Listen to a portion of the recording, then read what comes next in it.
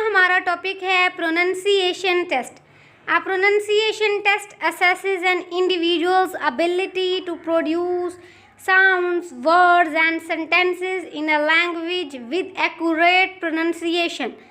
Pronunciation test क्या होता है और ये कैसे लिया जाता है? प्रोनंसिएशन टेस्ट कहते हैं वो तरीका जिसके ज़रिए से हम किसी भी इंडिविजुअल के उस एबिलिटी को चेक करते हैं कि वो किस तरीके से साउंड्स को, वर्ड्स को, सेंटेंसेस को प्रोड्यूस करता है किसी भी लैंग्वेज में उसके एक्यूरेट प्रोनंसिएशन के साथ, यानी जैसे उसको बोला जाना चाहिए ताकि वो उनको वैसे बोल सकता है या नहीं। The test evaluates various aspects including. इस टेस्ट के अंदर हम जिन चीज़ों को देखते हैं उसमें सबसे पहले हमारे पास आता है articulation, correct production of individual sounds and sound combinations, यानी जो एक साउंड होता है उसकी आवाज़ कैसे होती है और जो बहुत सारे साउंड्स मिलते हैं तो उनकी आवाज़ कैसे होती है, ये हम देखते हैं आर्टिकुलेशन में, यानी जो हमारे आर्टिकुलेटर्स हैं वो किस तरीके के साउंड्स प्रोड्यूस करते हैं। नंबर सेकंड हमारे पास आता है intonation, appropriate rise and fall of pitch when speaking. जब हमारे जो पिच है, जो हमारा टोन है, उसके अंदर राइज और फॉल आता है बोलते हुए। नंबर थर्ड पे हमारे पास आता है stress, emphasizing the correct syllables in words and sentences। हमने जोर देना होता है हमारा जो सही वाला सिलेबल होता है उसके ऊपर वर्ड्स और सेंटेंसेस में। नंबर 4 पे हम देखते हैं producing a natural flow and rhythm when speaking, यानी एक नेचुरल फ्लो होना चाहिए हमारे स्पीच के अंदर, ठीक है, एक रिदम होना चाहिए, कंटिन्यूस फ्लो होना चाहिए। Number 5 accent, using a consistent and understandable accent. हमने अपने जो आवाज़ है उसका इस्तेमाल इस तरीके से करना है कि दूसरों को हमारी बात अच्छे से समझ आ जाए उस लैंग्वेज में जिसमें हम बात कर रहे हैं। The test may involve repeating words and phrases. इस टेस्ट के अंदर हम वर्ड्स को रिपीट करते हैं, फ्रेजेस को रिपीट करते हैं, हम बहुत ऊंचा ऊंचा जो है ना पढ़ते हैं, किसी भी टेक्स्ट को और किसी भी पिक्चर की जो डिटेल है उसको देते हैं, इमिटेटिंग द टीचर्स प्रोनंसिएशन। और इसके अलावा टीचर ने जो लफ्ज़ हमें बताया है, जो हमने गलती की है, उसको हमने दोबारा वैसे ही रिपीट करना होता है। Engaging in a simple conversation और रोल प्ले। इसके अलावा हम छोटे छोटे जो कन्वर्सेशन होते हैं, सिंपल और जो शॉर्ट कन्वर्सेशन होते हैं, जो कोई रोल प्ले होता है जैसे किसी स्टोरी का, किसी ड्रामे का, वो करते हैं तो हमें पता चलता है कि हमारा कहाँ पे एरर आ रहा है प्रोनंसिएशन में। Identifying and producing individual sounds और साउंड कम्बिनेशन। और इसके अलावा हमारा टीचर आइडेंटिफाई करता है कि हम इंडिविजुअल साउंड को कैसे प्रोड्यूस करते हैं और जो हमारा साउंड कम्बिनेशन है, यानी कि बहुत सारे जो हमारे साउंड्स हैं जब वो एक साथ मिलते हैं तो हम किस तरीके से उनको जो है ना प्रोड्यूस करते हैं, ये सारा हमारा टीचर देखता है। अब पर्पज़ क्या होता है प्रोनंसिएशन टेस्ट का? इसका पर्पज़ होता है कि हम उन एरियाज़ को इम्प्रूव करें जहाँ पर इम्प्रूवमेंट की ज़रूरत है। ये हमारे प्रोग्रेस और डेवलपमेंट को मॉनिटर करता है कि जिस चीज़ को हम पढ़ रहे हैं, जिस लैंग्वेज को हम पढ़ रहे हैं, उस लैंग्वेज के अंदर जो हमारी प्रोनंसिएशन है वो किस तरीके से जा रही है। आया कि हमारे जो प्रोनंसिएशन है वो नेटिव स्पीकर्स की तरह हैं या फिर जो हमारा अपना लैंग्वेज है उसके एक्सेंट में ही हम बोले जा रहे हैं, ठीक है। तो अगर ऐसा है तो ये हमें रास्ता दिखाता है। प्रोवाइड फीडबैक एंड गाइडेंस, और इसके अलावा ये हमें फीडबैक और गाइडेंस देता है। Support language learning and communication skills. हमारे लैंग्वेज लर्निंग जो स्किल्स हैं, जो कम्युनिकेशन स्किल्स हैं, जो उनको फर्दर जो है ना सपोर्ट करता है। Remember the goal is to assess and support pronunciation development, not to जज और क्रिटिसाइज। अब इसका गोल जो है ना वो यही होता है कि हमने सिर्फ चेक करना होता है और अगर कोई वीकनेस है तो उसको सपोर्ट करना होता है प्रोनंसिएशन टेस्ट के अंदर, ना कि हमने किसी इंसान को क्रिटिसाइज़ करना है या उसको जज करना है कि तुम तो ये चीज़ बोल ही नहीं सकते, पढ़ ही नहीं सकते, ऐसा कर ही नहीं सकते, बल्कि उनको हमने फर्दर गाइडेंस देनी होती है, उनको हमने फर्दर जो है ना सपोर्ट प्रोवाइड करना होता है कि आप ये चीज़ और अच्छे तरीके से कर सकते हो। हम उनको सिर्फ वो रास्ता दिखाते हैं। टाइप्स ऑफ प्रोनंसिएशन टेस्ट, कितने टाइप्स होते हैं? नंबर 1 हमारे पास आता है sound discrimination, Number second, sound definition, sound comparison, same sounds, odd man out, intonation patterns, stress and word stress. सबसे पहले हमारे पास आता है साउंड डिस्क्रिमिनेशन, डिस्क्रिमिनेट करना साउंड्स को, इस काबिल बनना कि एक साउंड कैसा है और दूसरा साउंड कैसा है, इन दोनों के दरमियान में फ़र्क को समझना। जैसे लफ्ज़ हमारे पास है बैट एंड हैट। अब एट आ रहा है लास्ट में, सिर्फ शुरू में जो बी है और एच है, इन दोनों का डिफरेंस है, ठीक है। तो हमने इसी को ही देखना होता है, फोकस करना होता है कि कौन सा वो लफ्ज़ है जिसकी वजह से इन दोनों का आवाज़ जो है ना वो चेंज हो रहा है, जिनकी वजह से इन दोनों के मीनिंग चेंज हो रहे हैं, जबकि लास्ट में जो इनके साउंड है वो एक जैसे ही हैं। देन हमारे पास आता है साउंड डेफिनेशन। साउंड डेफिनेशन यानी कि साउंड्स को डिफाइन करना। A sound is a unit of speech, sound unit of speech होता है, that can be represented by a phoneme, जो फोनीम रिप्रेजेंट करता है, a symbol that represent a sound. Phoneme क्या होता है? वो सिंबल जो उस साउंड को रिप्रेजेंट करता है। मिसाल के तौर पर पी, अब पी किस चीज़ को रिप्रेजेंट कर रहा है? यहाँ पे पी यहाँ पे कर रहा है फोनीम पी को। Sound comparison, identifying similarities and differences between sounds. दो साउंड्स को कंपेयर करना या फिर उनके दरमियान में सिमिलैरिटीज़ को देखना हमारे पास कहलाता है साउंड कंपैरिजन। जैसे कि हमारे पास हुआ था bat and hat, cat and bat, इस तरीके से जिसके लास्ट में सेम साउंड आए लेकिन स्टार्ट उनकी जो है ना, जो इनके इनिशियल साउंड हैं वो चेंज हो। तो हमने इनके अंदर देखना है कि वो कौन से साउंड है जिनकी वजह से ये जो वर्ड है ये चेंज हो रहा है और इसका मीनिंग भी दूसरा निकल रहा है। Same sound, identifying words that have the same sound, वो वर्ड्स जो एक जैसे आवाज़ निकालते हैं, जैसे कैट, हैट, मैट, ठीक है, ऐड के साउंड से ही जो है ना सब सेम है। Odd man out, identifying a word that has a different sound from other, वो वर्ड जिसका दूसरों से मुख्तलिफ यानी डिफरेंट साउंड है। Cat, hat, dog. अब कैट हैट तो एक जैसे हो गए लेकिन डॉग तो उनके जैसा नहीं है ना, तो डॉग हो गया डिफरेंट क्योंकि इसके अंदर आया है ओक, ठीक है, ऐड की जगह। इंटोनेशन पैटर्न, इंटोनेशन पैटर्न होता है the rise and fall of pitch when speaking, ठीक है। इज ही कमिंग, यानी हमारा सवाल है is he coming, rising pitch है, यस ही इज़ कमिंग। अब ये वो पहले हमने पूछा है, पूछना क्या है, हमारी जो पिच है वो ऊपर गई है, फिर वो कहता है, जवाब देते हैं हाँ जी वो आ रहा है। जब वो आ रहा है तो हमारे जो पिच है वो थोड़ी सी डाउन हो गई है कि ठीक हो गया जी।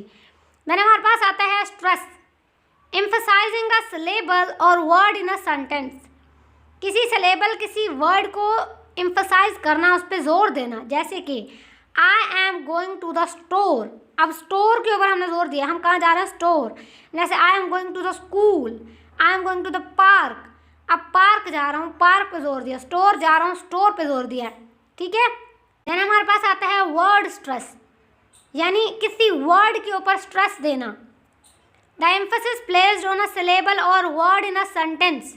फॉर एग्जाम्पल फोटोग्राफी, सबसे पहले हमने किस पे जोर दिया है? फोटो पे, ठीक है, यानी कि हमारा जो फर्स्ट सिलेबल है उसके ऊपर हमने जोर दिया है। देन हमने दिया है फोटोग्राफी, अब टू पे हमने दिया है, ठीक है, यानी सेकंड सिलेबल पे। टीचर, ठीक है, टीचर हमने किस पे दिया है? टिच पे, तो एम्फसाइज किया है हमने फर्स्ट सिलेबल को, ठीक है। फिर हमने कहा है टीचर, जो हमारा CH है इसके ऊपर, यानी हमने सेकंड सिलेबल के ऊपर जोर दिया। तो इस तरीके से जो हमारे वर्ड्स हैं ना ये डिफरेंट होते हैं। जैसे एड्रेस, अब एड पे जोर दिया है, ठीक है, एड्रेस, ड्रेस पे जोर दिया है। इस तरीके से हम देखते हैं कि हमने किस वर्ड के ऊपर जोर दिया है।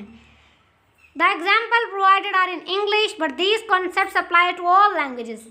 अब हमने आपको जितने भी यहाँ पे एग्जाम्पल्स दी हैं वो सिर्फ इंग्लिश लैंग्वेज के ऊपर अप्लाई नहीं होती, हाँ वो इंग्लिश लैंग्वेज के ही दिए गए हैं लेकिन ये सारे लैंग्वेजेस के ऊपर अप्लाई हो सकते हैं। Factors affect pronunciation test. Several factors can influence an individual's pronunciation including native language. A person's native language and its sound system can affect their pronunciation of an other language. एक इंसान का जो native language है, ठीक है, उसका जो sound system है वो और होगा, और जो वो सीख रहा है उसका वो और होगा। तो इस वजह से भी उसकी जो प्रोनाउंसिएशन टेस्ट है उसमें काफ़ी ज़्यादा चेंज आ सकता है। एक्सेंट, रीजनल और cultural accent can shape an individual pronunciation. जो रीजनल और कल्चरल एक्सेंट होता है वो चेंज होता है, ठीक है, उस लैंग्वेज से जो हम सीख रहे होते हैं नेशनल लेवल पे। Age, children and adults may have different pronunciation patterns due to developmental stages और लर्निंग प्रोसेस। अब बच्चों और जो बड़ों का प्रोनाउंसिएशन पैटर्न है वो टोटली चेंज होगा, क्योंकि वो जो बच्चे हैं वो डेवलपमेंटल स्टेज में होते हैं, लर्निंग प्रोसेस में होते हैं, वो अभी अभी सीख रहे होते हैं, लेकिन बड़े जो है ना वो सीख चुके होते हैं। तो बड़ों को पता होता है कि इस लफ्ज़ को कैसे प्रोनाउंस करना है, जबकि बच्चों को नहीं पता होता, वो अभी सीख रहे होते हैं कि ये वर्ड कैसे बोला जाएगा। एक्सपोयर, जितना ज़्यादा एक्सपोयर होगा उस लैंग्वेज का उतने ज़्यादा ही आपकी जो प्रोनाउंसिएशन स्किल हैं वो अच्छे होंगे, ठीक है, और अगर कम होंगे तो उतना ही आपका जो प्रोनाउंसिएशन स्किल है वो डाउन चला जाएगा। Learning style, individual learning style such as visual और auditory can influence pronunciation development. अब एक इंडिविजुअल का लर्निंग स्टाइल, चाहे वो विजुअल तरीके से सीख रहा हो, यानी कि उसने अपने सामने देखा है टीचर को बोलते हुए, या फिर एक ऐसा बच्चा जिसने सिर्फ सुना है, जिसने देखा नहीं है, जिसने सिर्फ सुना है, यानी कि जिसने लिपसिंग नहीं देखी, जो सुन कर जो है ना वो सीख रहा है, तो ये काफ़ी ज़्यादा इन्फ्लुएंस होता है प्रोनाउंसिएशन की डेवलपमेंट में। फिजिकल कैरेक्टरिस्टिक्स, फिजिकल एट्रीब्यूट, जैसे कि माउथ का शेप, जब हम किसी भी वर्ड को प्रोनाउंस करते हैं तो बच्चा गौर से देखता है कि हम अपने जो माउथ हैं, जो हमारे टीथ हैं, इनको जो है ना किस तरीके से जोड़ रहे हैं, ये कैसे जा रहे हैं। और हेयरिंग एबिलिटी, जो हमारे सुनने का अमल है, ये बहुत ज़्यादा इफेक्ट करता है हमारे प्रोनाउंसिएशन को। कल्चरल बैकग्राउंड, कल्चरल बैकग्राउंड और जो सोशल इन्वायरमेंट है वो भी इन्फ्लुएंस करता है हमारे प्रोनाउंसिएशन पैटर्न्स को और इंटोनेशंस को।